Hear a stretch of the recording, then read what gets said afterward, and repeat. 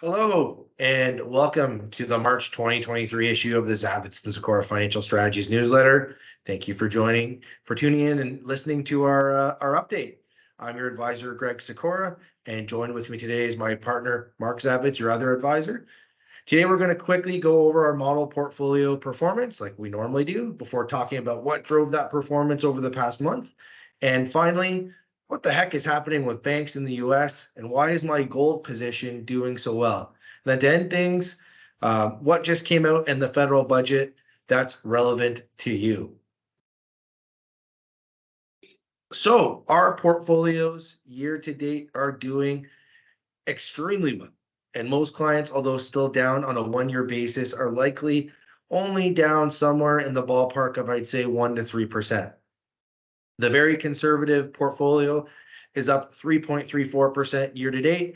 The conservative portfolio is up 3.76% year to date. The moderate portfolio is up 3.84%, and the growth portfolio is up 3.74%. Now, quite a bit of this performance has come from the gold position in your portfolios. The very conservative portfolio has around a 10% weighting, and the conservative and moderate portfolios have around a 5% weighting. And Mark's going to speak to that in a few slides. So, what happened at Silicon Valley Bank? It begs the question, what do banks do with your money after you make a deposit? Well, it doesn't just sit there gathering dust, waiting for you to come take it out at some point. No, the banks turn around and they use your money to try to make money. 3 things happened at Silicon Valley Bank in the United States that led to its collapse. 1, the bank took these deposits and invested them in bonds, mortgages, and fixed income, the same investments you all own inside of your portfolios. As most of you know, for the first time in 40 to 50 years, these investments last year were down somewhere in the ballpark of 10 to 15%. 2, the bank's main clients were centered around tech companies. Tech companies, some of the smaller to mid-sized ones in the States, are struggling right now. And a lot of the stocks of the Silicon Valley Bank tech clients were down, I'd say, around 50 to 75% year over year. And they all, unfortunately for Silicon Valley Bank, came knocking on their door asking for their money back at around the same time. And 3, the bank skirted regulators by staying under the $250 billion market cap size. And they did this on purpose. After the global financial crisis of 2008, the regulators created laws in the States where any bank over 250 billion in size was considered a large bank, and they needed to maintain a substantial amount of cash on the books as low-risk deposits. It was called the Dodd-Frank Act. Silicon Valley Bank was around 230 to 240 billion in size, so they flew under the radar, and they did this on purpose.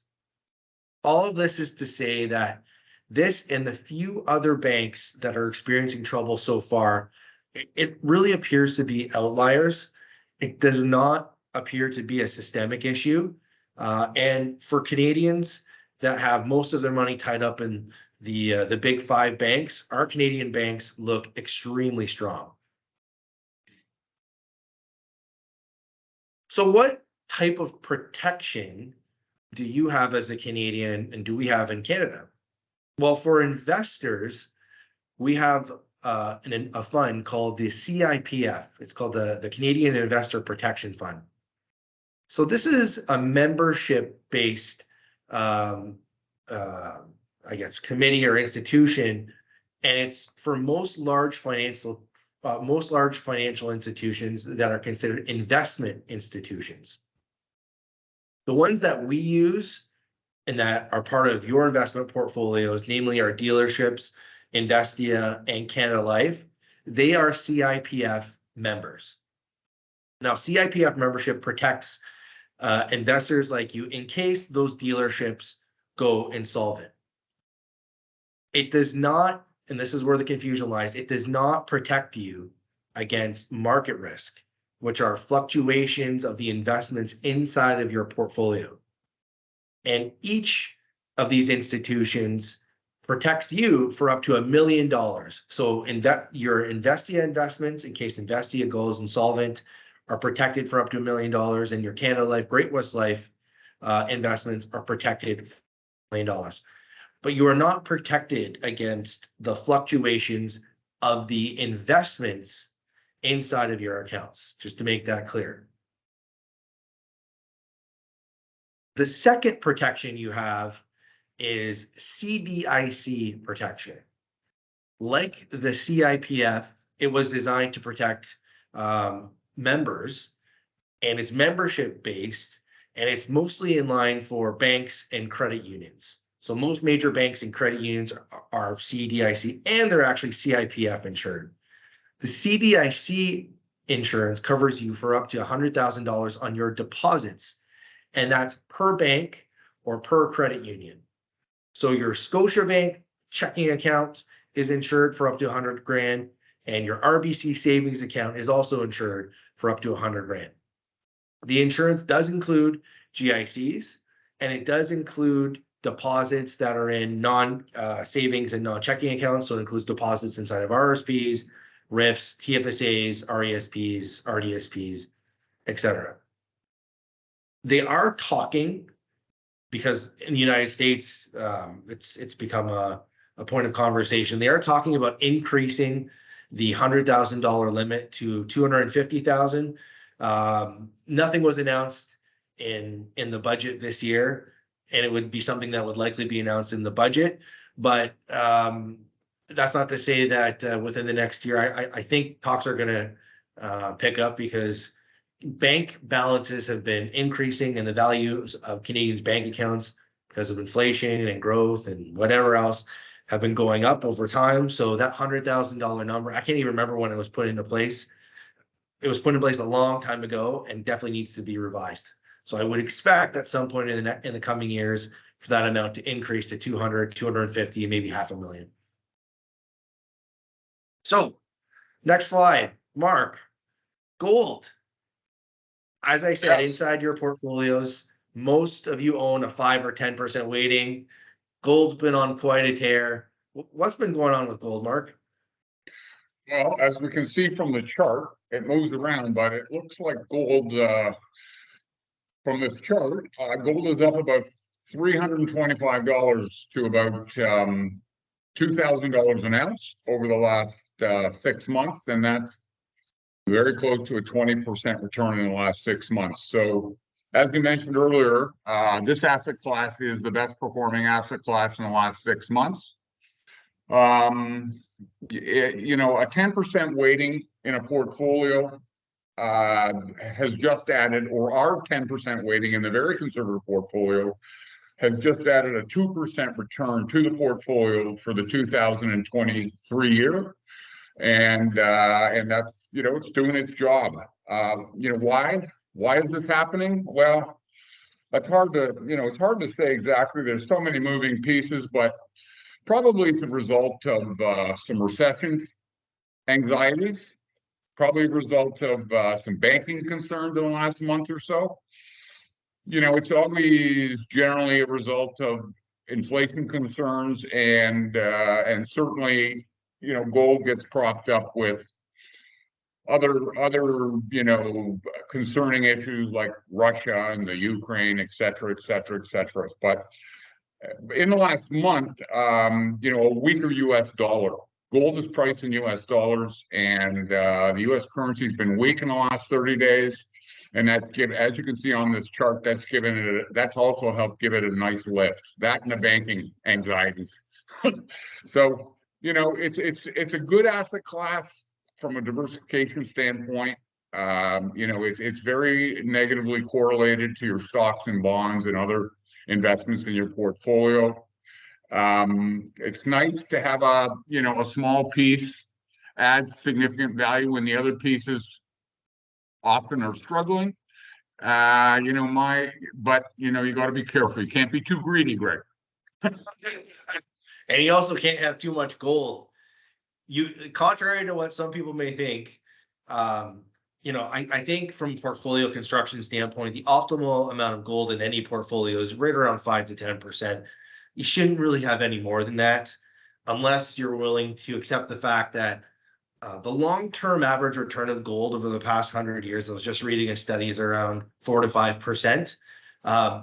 The volatility of gold it's a high risk investment. But we like this high risk investment and this high volatility investment because over the past 100 years, whenever there's uncertainty in the market, like all those different things that have played out and unfolded over the past year with wars and potential bank failures, whenever there's uncertainties, gold skyrockets in value. So if you're a conservative or very conservative investor, you want this in your portfolio because it buoys the stock and bond returns that you're experiencing. It actually was a significant positive contributor, as Mark just outlined, in the overall outcome of the portfolio year to date. So let's pivot. Some of you might have already read up on this, but earlier this week, the federal government announced their budget for 2023. And whenever there's a federal budget change, and whenever there's one that's announced, there's a bunch of changes that come out. Some of them are retroactive to January 1st of this year. Some of them take effect immediately on budget day, and some of them take effect, usually January 1st of the following year or 2 years from now.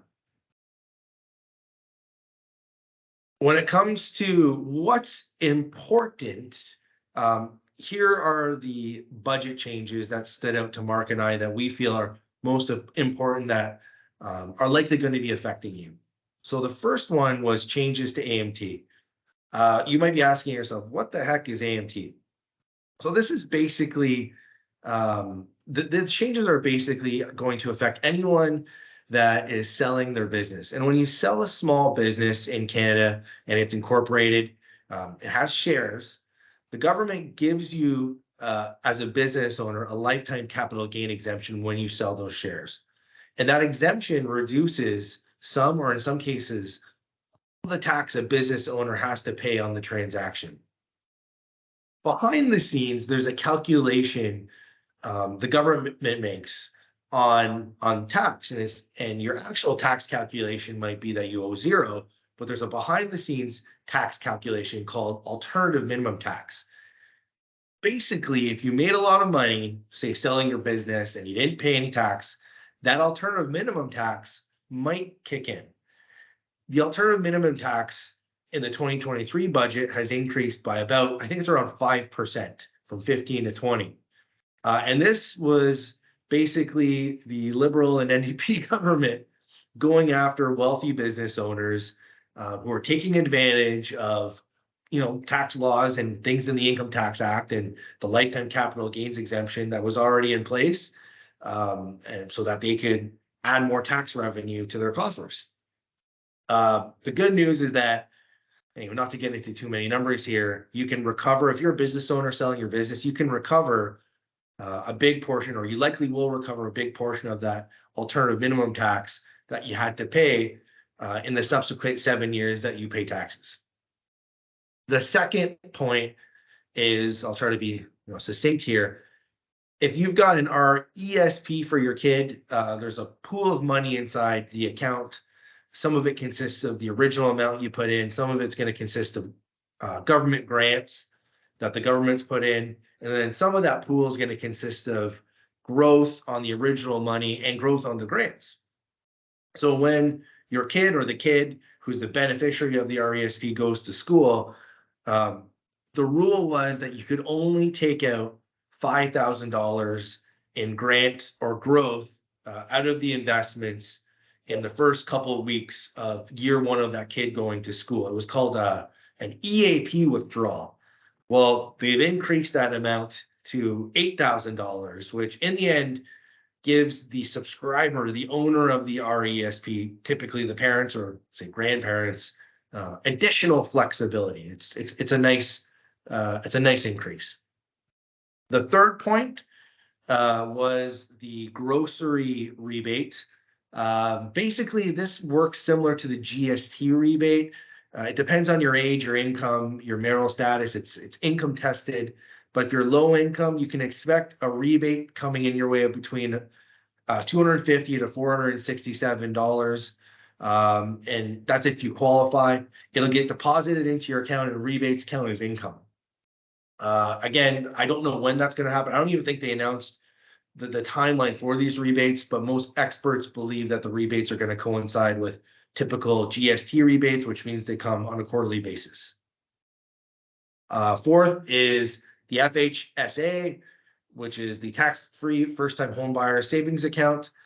That actually goes live tomorrow. So that account is something that will be available to anyone who hasn't already purchased their first home, and it meets other criteria. We're going to talk more about the FHSA. There aren't very many clients that we have that I think are going to qualify for it.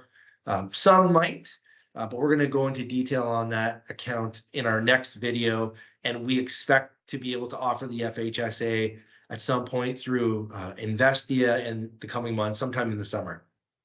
Finally, Mark, you're better at talking about this than I am. There's Bill C-208, again, another bill that affects business owners and I guess planning for business owners who want to sell their business to family members. What's that bill about, and how does it affect business owners? Yeah. Again, talking about individuals that have small Canadian-controlled private corporations. They were at a bit of a disadvantage up until recently. When they were for many of them, let's say 3 out of 10 or 2 out of 10 of the parents that own the shares in these Canadian-controlled private corporations. It's usually smaller companies, but 2 or 3 out of 10 would want to legitimately transfer the shares to their kids. And the issue up to this point has been that that has been treated as a taxable dividend versus a capital gain, and that really wasn't fair. So in this bill, they've made it much clearer that that families will be able to transfer shares in these small private corporations down to their children. The tax consequences will be much better, be treated as a capital gain instead of a taxable dividend, which will save them a significant amount of income tax. And there also is a very, very big opportunity between now and the end of the year. They've got to clean up a bit of the language with this bill, which they say they're going to do January 1, 2024. So there's actually without getting too technical, Greg, because we're not CAs or CPAs, but there is an opportunity. So for anyone that, again, thinks that they would like to transfer shares to their kids at some point in the future, they should be talking to their tax accountants over the next few months and seeing if there's any opportunities before the end of the year for them. Yeah, agreed. Yeah, basically, I think business owners who want their kids to take over their business at some point have the ability to unlock, $1 million or maybe even 2 million if their spouse is involved in the business, tax-free out of the business with some fancy accounting.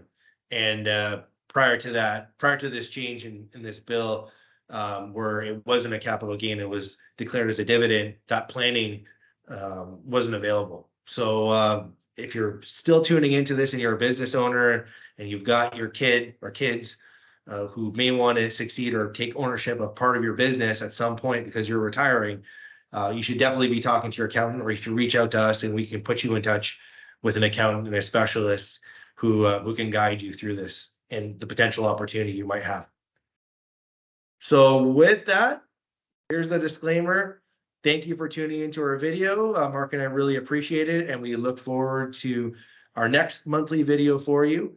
And we hope you have a great day and a great rest of your month. Enjoy your weekend, everyone. Thanks.